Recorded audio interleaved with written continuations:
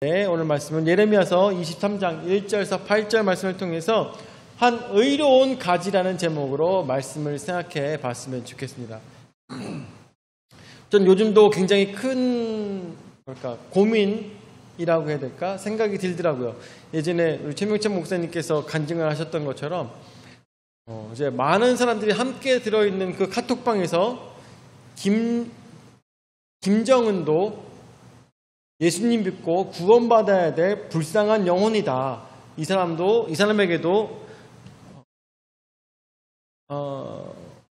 복음이 필요하다라는 얘기를 했을 때 많은 사람들이 비난하면서 그럴 수 없다. 그 사람은 죽어 마땅하다라는 식으로 이렇게 반응했던 것을 얘기를 들었을 때 저는 굉장히 충격이었어요.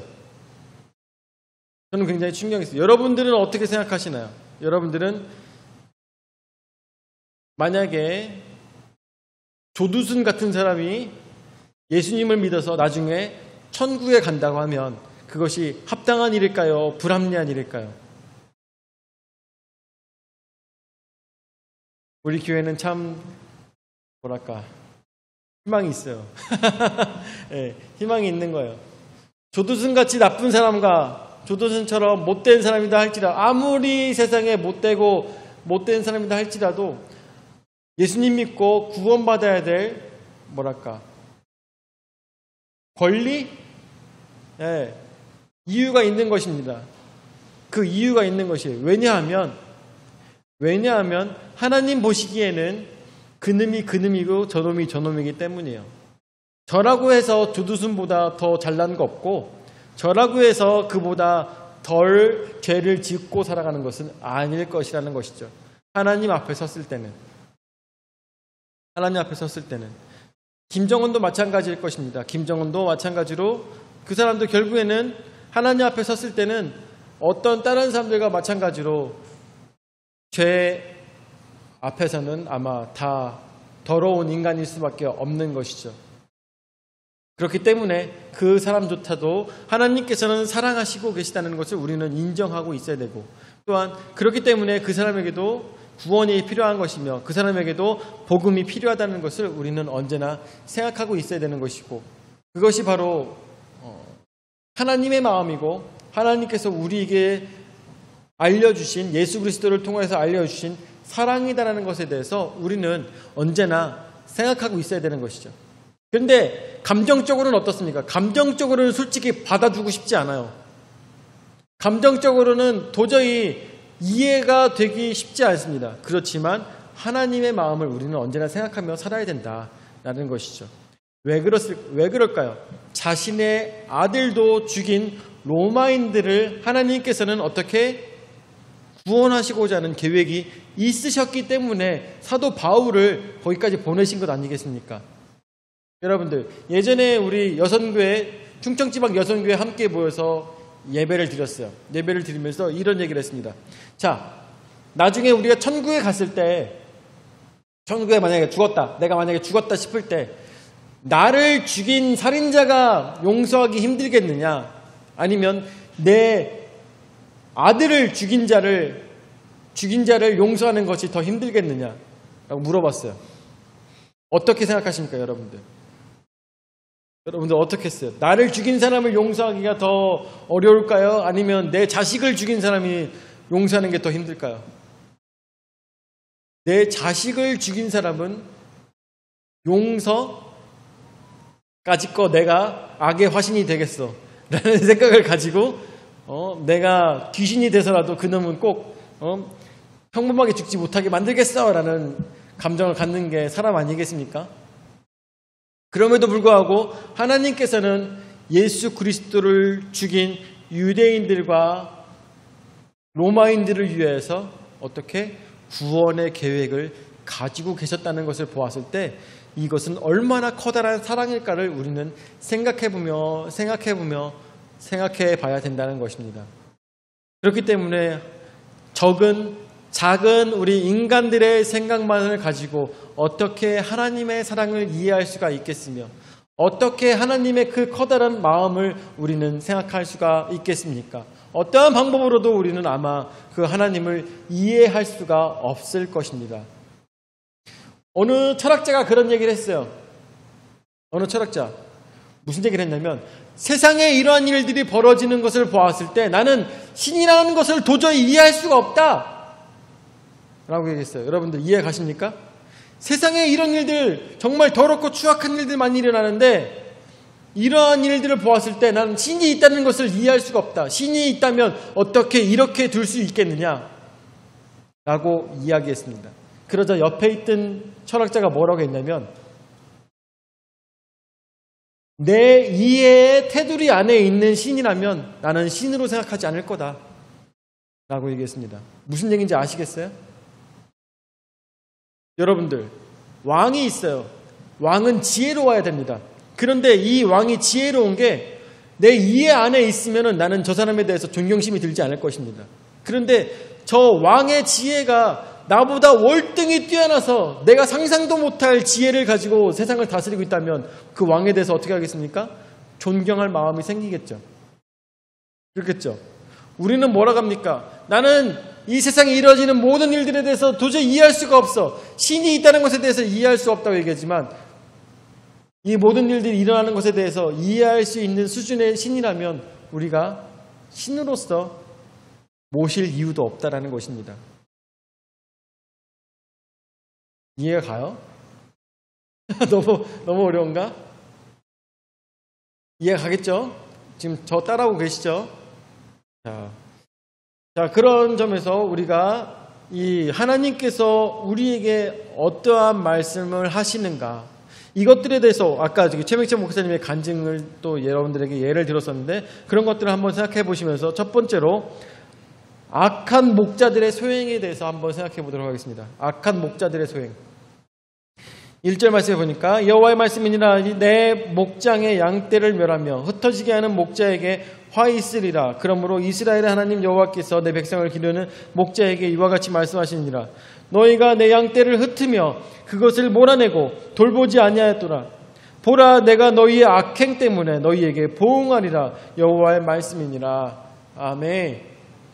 여러분들 만약에 대한민국이 저는 생각할 때 무슨 생각이 드냐면 대한민국이 멸망한다면 대한민국이 하나님으로부터 저주를 받아서 이 땅이 멸망하게 된다면 많은 사람들의 죄악 때문일까요? 아니면은 그들을 잘못 가르치고 있는 목회자들 때문일까요?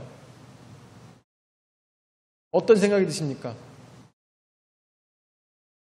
양떼가 주인이 있어요. 주인이 있는데 주인에게 목자가 있었습니다.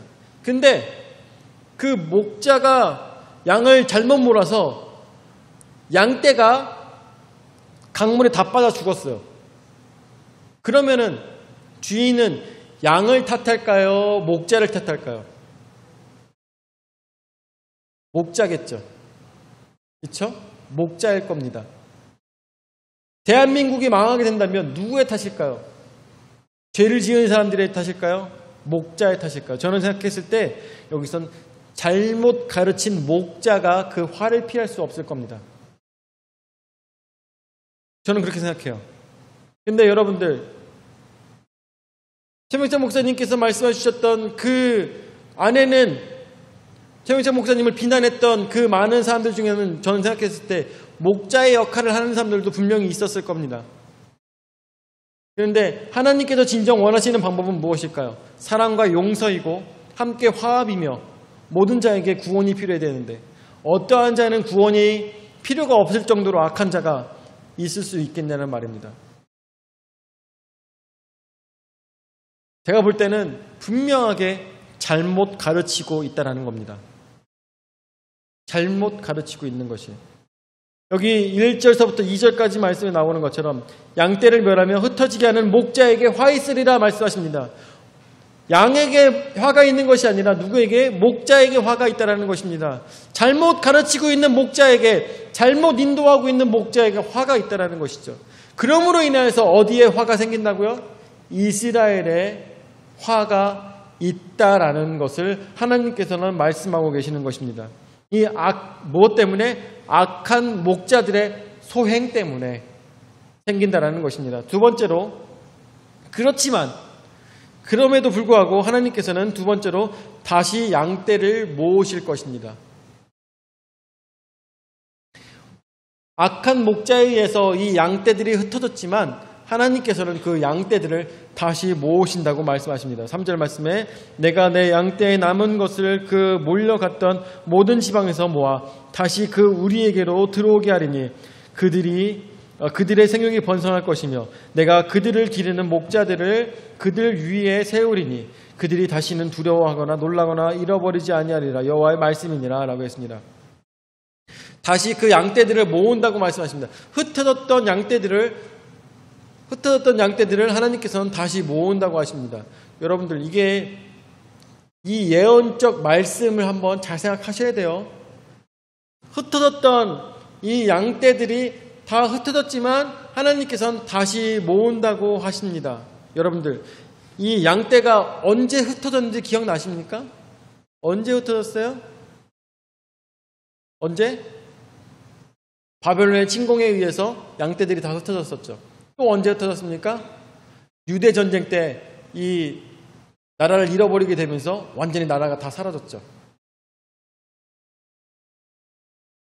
바벨론 전쟁 때도 악한 목자들 때문에 생긴 것이고 유대 전쟁도 어떻게 났다고 했어요? 여러분들에게 말씀을 드렸었는데 유대 전쟁도 악한 목자, 열신당이 로마 사람을 죽이는 바람에 그거에 대한 복수로 나라 하나를 없애버렸어요. 그 사건이 벌어진 것이 다 누구 때문이에요?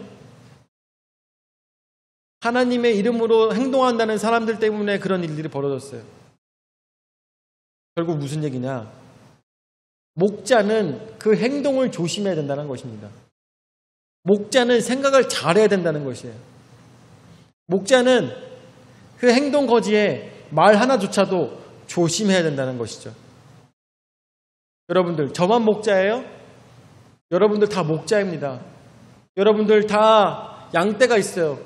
집에 있는 양들이 있죠. 그리고 우리 친구들 양이 있죠.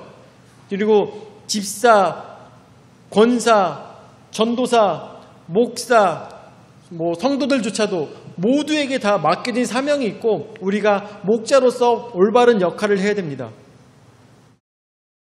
그런데 올바른 모습을 보이지 않고 우리는 가정에서와 집에서와 교회에서와 직장에서의 모습이 다 다르다면 우리가 어떻게 목자의 역할을 감당할 수가 있겠습니까? 오히려 나 때문에 하나님을 안 믿는 사람이 생길 수도 있다는 것을 우리는 생각해 봐야 될 것이에요. 하지만 어쨌든 간에 하나님께서는 다시 그들을 세우실 것인데 우리 목자들로 인하여서 잃어버렸던 그 나라를 세우실 것인데 바로 준수될 다윗 언약입니다. 5절 말씀에 여호와의 말씀이니라 보라 때가 이르느니 내가 다윗에게 한 의로운 가지를 일으킬 것이며 일으킬 것이라 그가 왕이 되어 지혜롭게 다스리며 세상에서 정의와 공의를 행할 것이며 라고 하고 있습니다. 여호와의 말씀이니라 보라 때가 이르느니 내가 다윗에게 한 의로운 가지를 일으킬 것이라 라고 얘기하고 있습니다. 의로운 가지를 일으키실 것인데 이 말은 사사기에서도 말씀이 나오고 있는 것이죠. 결국 한 인물을 세운다는 말씀이신데 어떠한 다윗의 혈통에서 한 인물을 세우실 것이라고 말씀하십니다. 그리고 그 왕으로 인하여서 지혜롭게 세상을 다스릴 것이고 정의와 공의를 행하게 될 것이라고 하나님께서는 예레미야를 통해서 말씀하고 계시는 것입니다.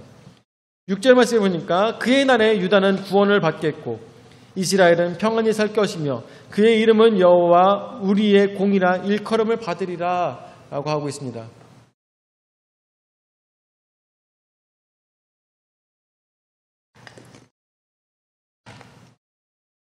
처음에 이 말씀을 받았을 때 사람들은 누구라고 생각했는지 아십니까? 시드기야라고 생각했습니다. 시드기야 왕이 바로 우리의 의로운 가지가 되고 하나님께서 세우신 가지가 될 것이라고 생각했습니다.